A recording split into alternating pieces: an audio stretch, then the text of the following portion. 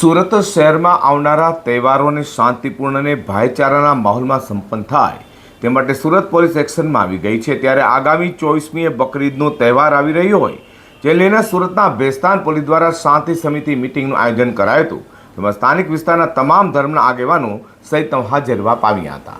સુરતમાં તહેવારો આવી રહ્યા છે ત્યારે આગામી સમયમાં મુસ્લિમ સમાજના બકરીદનો તહેવાર આવી રહ્યો હોય જેને લઈને સુરત પોલીસ આ તહેવાર શાંતિપૂર્ણ માહોલમાં અને ભાઈચારાના સૌહાર્દમાં ઉજવાય તે માટે અત્યારથી જ એલર્ટ થઈ ગઈ છે। આગામી તારીખ 28મીએ મુસ્લિમ બિરાદરોની બકરીદનો તહેવાર આવી રહ્યો હોય તેને લઈને શાંતિપૂર્ણ માહોલમાં તહેવાર સંપન્ન થાય તે માટે સુરતના બેસ્તાન પોલીસ દ્વારા શાંતિ સમિતિની બેઠકનું આયોજન કરાયું હતું। આ શાંતિ સમિતિની બેઠકમાં બેસ્તાન વિસ્તારમાં રહેતા હિન્દુ મુસ્લિમ સમાજના આગેવાનો તથા એફઓપી સહિતનાઓ મોટી સંખ્યામાં હાજર રહ્યા હતા, જેઓને પોલીસ અધિકારીઓ દ્વારા સમજ અપાઈ હતી અને બેઠકમાં 50થી પણ વધુ લોકો હાજર રહ્યા હતા, જેઓને કાયદા વ્યવસ્થાની સૂચના અપાઈ છે।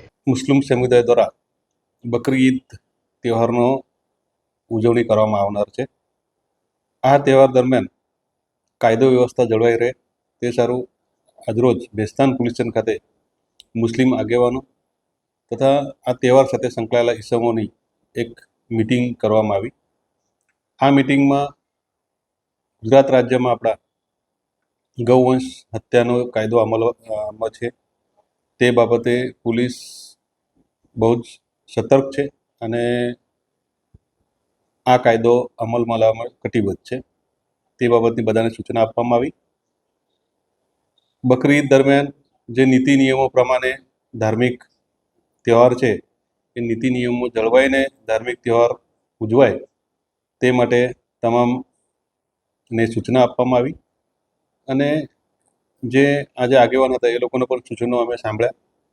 એ બાબતે બંને સાથે મળી આ તહેવાર માં કાયદો વ્યવસ્થા જળવાઈ રહે તે સારું તમામને સૂચના આપવામાં આવેલ છે।